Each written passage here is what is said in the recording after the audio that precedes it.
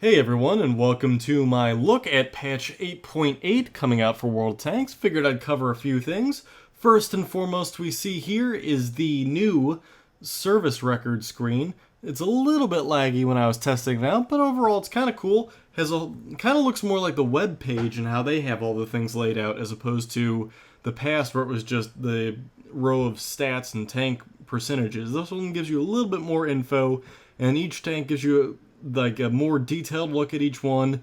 It really is more replicant of the web page itself, so that's a really cool thing to be able to look at.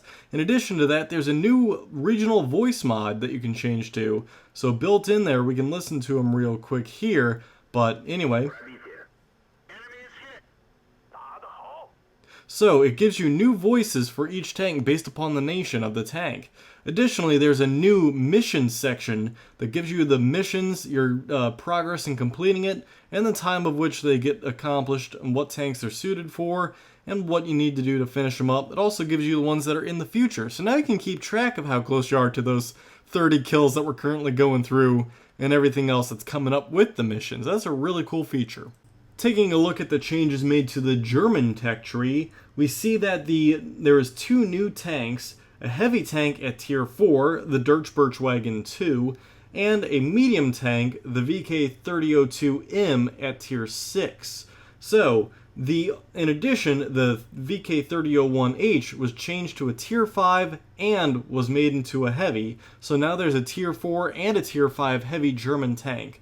First off, the Birchwagon Mark II is an interesting little heavy tank. It doesn't have much in the way of armor, and it's kind of relatively slow, but it does start you going down a heavy tank crew option really early in the game, the first tier 4 heavy in the German line, and it does feature a decent gun.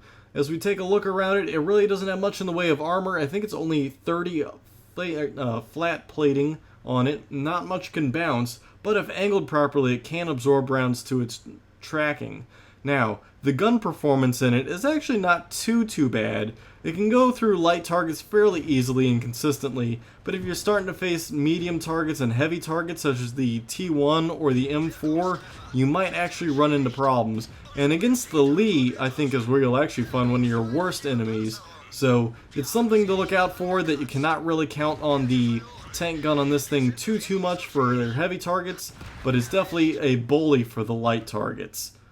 The second new tank added for the German line, as I called it earlier, the VK3002M, does feature the L70 gun on it, and in its looks actually does appear more and more like a traditional Panther, almost in the lines of a Panther G or Panther A. So it's more representative of the Panther than the actual Panther in-game that currently exists. Now, with that said though, it does perform very well at tier 6. Running up against different targets, it is able to penetrate most things.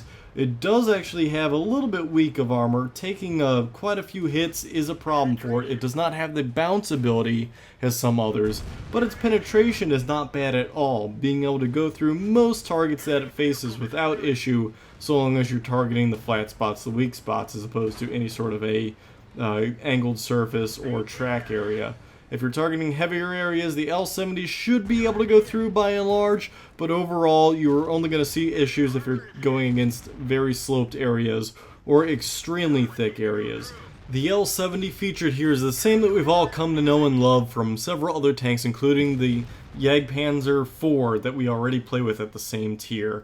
Moving on to the Soviet branch, we start to see the new line that's introduced here, of which there are 4 new tanks, a tier 6, 7, 8, going back to the current tier 9, and then splitting off again for the tier 10.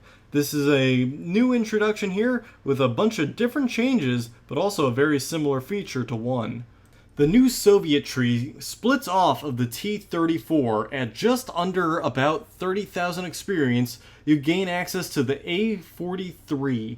It is an interesting tank that gives you 2 options between the 76mm and the 57mm, neither of which are optimal for this tier, as the T-34-85 has a much better option, but the guns are not too shabby. The 57 is a little bit quicker firing, while you trade the rate of fire, which is halved, for the 76mm. You gain a little bit better penetration and a little bit more damage. So it's really personal preference as to which of the two you would prefer for your tank. Me personally, I believe the 76mm might be the better option for me, but the 57mm is a good sniper weapon that can be used from engaging at long distances. Now, at tier, this tank should have no problem going through most tanks, but if you find yourself at a ranged engagement, the lack of penetration power might be more of a hamper.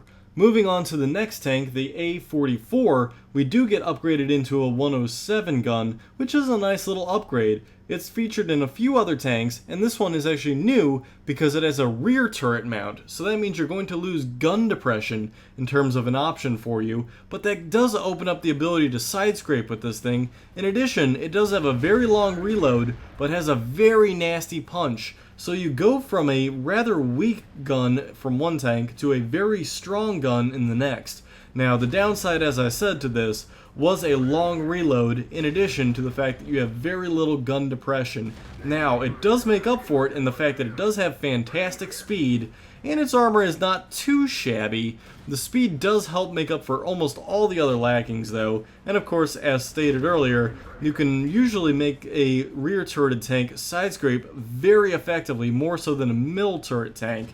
And not to mention that the rate of fire is offset by the very high damage for its tier. At a tier 7, doing upwards of 300 is nothing to scoff away from, so that's something to look forward to in this tank. The tier 8 tank featured for the new Russian line is the A44. Now, this is an additional rear turreted tank, but it is a little bit different in the fact that it actually operates as a very large ELC. If you're very familiar with playing the ELC, this tank will suit you very well. The turret traverse is only about 180 degrees from the front arc, so you'll get to about a 90 degree on either side of your tank, and that is the full extent of your turret traverse.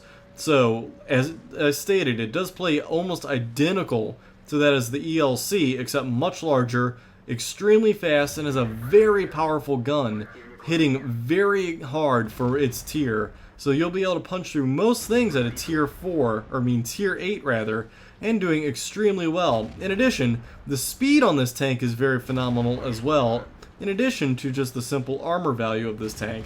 Now, it is a little bit difficult to get used to the 180 arc of the front gun because you're so used to all the Soviet mediums having a better turret traverse.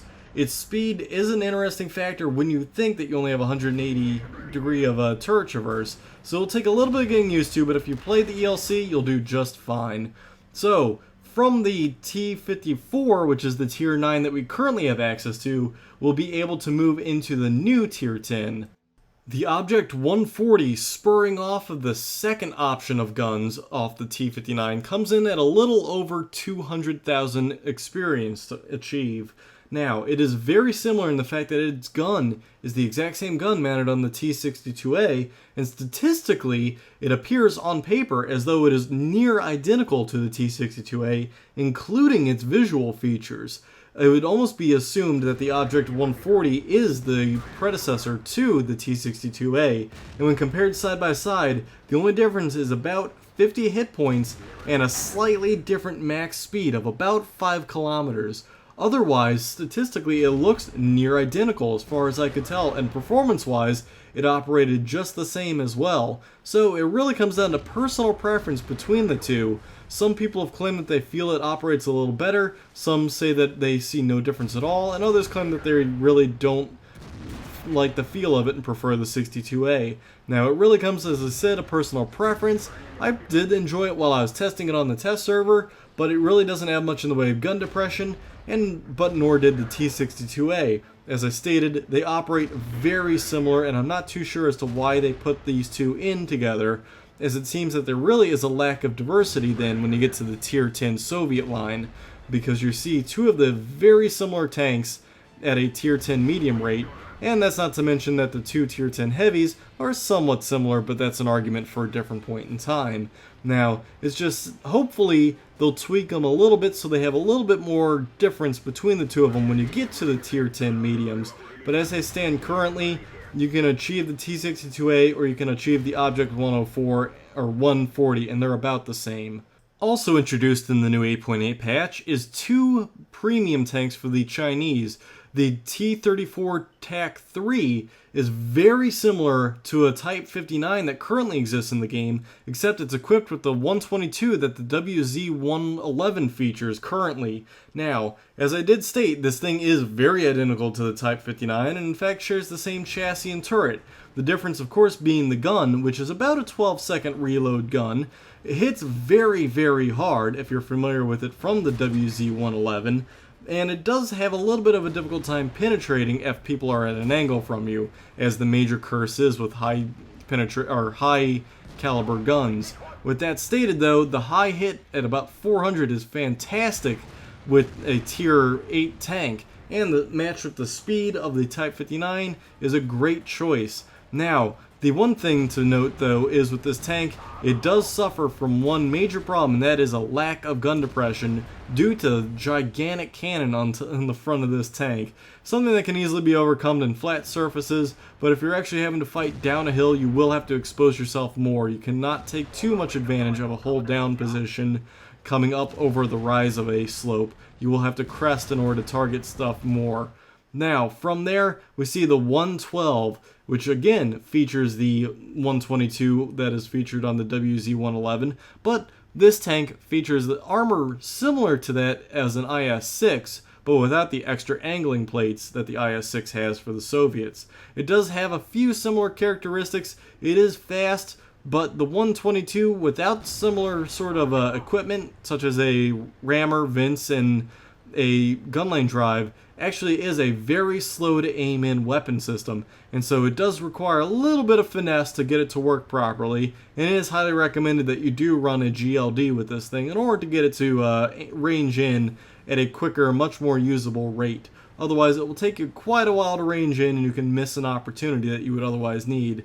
But as stated, it does have a fantastic amount of damage when it does hit, ranging between the high 3s and the mid 4s, so you can always count on it to do some excessive damage anytime you do penetrate, and causing quite a bit of havoc when that does happen. So there's a bunch of new tanks for everyone to see, and there's also a few new maps to go over too.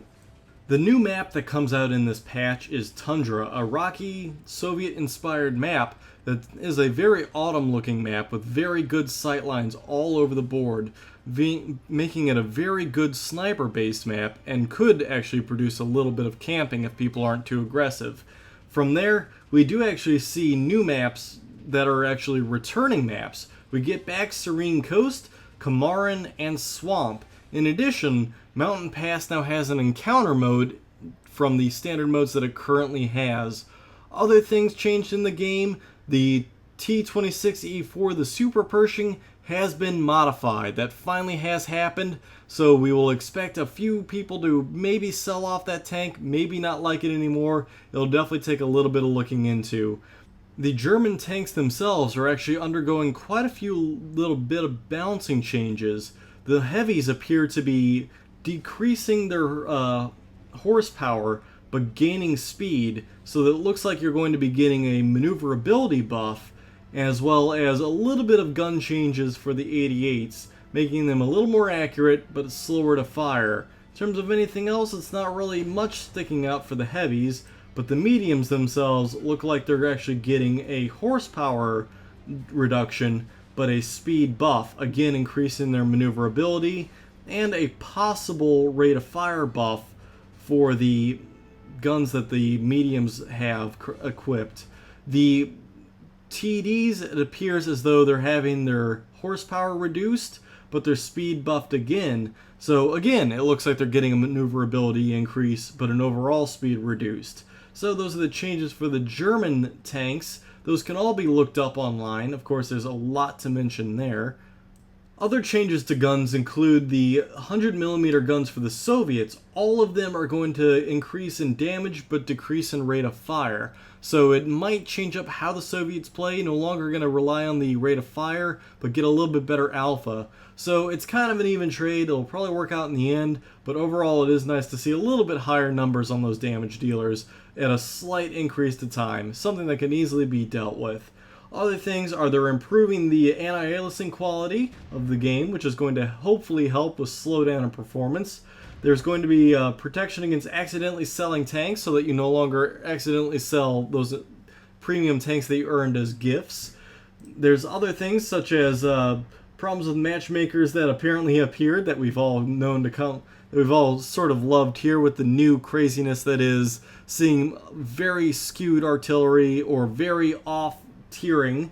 Additionally, the one major thing is going to be that when anyone on your team earns a battlefield hero, an epic, or a platoon achievement, such as a like a battle or brothers in arms or any sort of those or a Top Gun, they will actually earn the same credits and experience as if they were to have won the game. So they will get something for getting those, but nothing too bad. Now, Spall liners will also get a damage reduction for crew members so that HE can no longer damage them at an unbalanced rate. It actually is reduced by the same amount of hit point damage to now go onto the crew damage as well. And with that, I believe I covered all the major announcements. I'm sure there are plenty more. Of course, I will link the test patch and its change notes in the description of this video. I hope you all enjoyed my look at the 8.8 test that is coming out soon. I would expect it to come out in probably about a month from this posting of this video. And it's a bunch of cool new stuff coming out for World of Tanks, and it seems like every patch is just a huge expansion to the game. So, I hope everyone enjoyed this little look through at the new patch, and I hope to see you all in game. Thanks all, and I'll catch you in the next video.